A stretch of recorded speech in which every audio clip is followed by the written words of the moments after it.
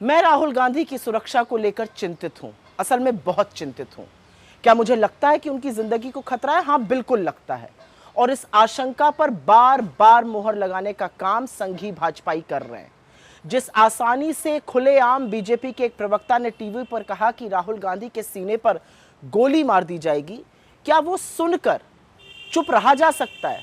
सवाल इस बात का है, सवाल इस बात का है कि ये पहला भाजपाई नहीं है जो इस तरह की बात कह रहा है। इससे पहले इन्हीं सिरफिरों में से एक ने उनकी जुबान काटने की, किसी ने उनका सिर काटने की परिणाम घोषित किया था, किसी ने इंदिरा जी की कायराना हत्या का भी हवाला दिया था। तो ये बार बार भाजपाई इस तरह की बात करते हैं और इनमें से एक के खिलाफ भी बीजेपी कोई एक्शन नहीं लेती है। उल्टे ऐसे नफरती दरिंदों की पदोन्नति होती है पार्टी के अंदर।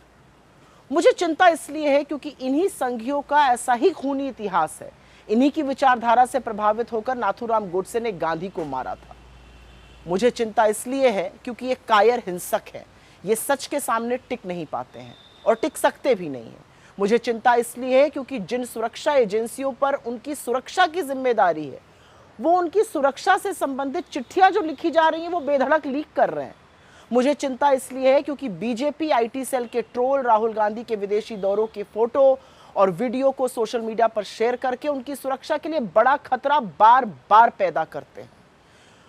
लेकिन मुझे सबसे ज्यादा चिंता इसलिए है क्योंकि राहुल गांधी ने इन लोगों की सबसे दुखती नब्ज पकड़ ली है और वो दुखती रग है वोट चोरी।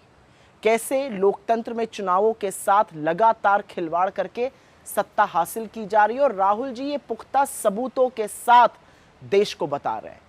दिक्कत तलब बात यह है कि उनके सबूत, उनका बताया सच आज घर घर पहुंच गया है और वोट चोर गद्दी छोड़ का नारा देश भर में गूंज रहा है।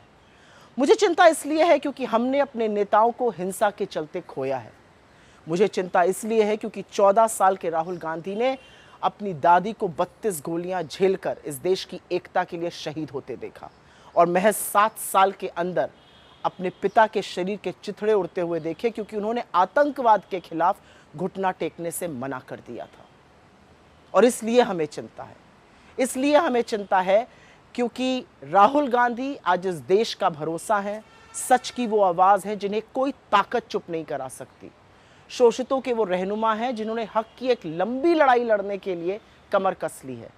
गरीबों को वो गले लगाते हैं, ढांढस बंधाते हैं और इसीलिए राहुल गांधी हर किसी को अपने से लगते हैं। वो आज लोकप्रिय नहीं है, वो आज जननायक है, निडर है, अडिग है, बेखौफ है और इसी से बीजेपी को दिक्कत है।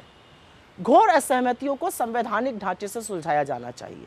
इसीलिए राहुल गांधी की जान को धमकी देने वाले के खिलाफ बीजेपी को एक्शन लेना ही होगा, क्योंकि मेरा मानना है कि इतनी कुत्सित बात बीजेपी के शीर्ष नेतृत्व, गृह मंत्री या प्रधानमंत्री की सहमति से तो नहीं की गई होगी।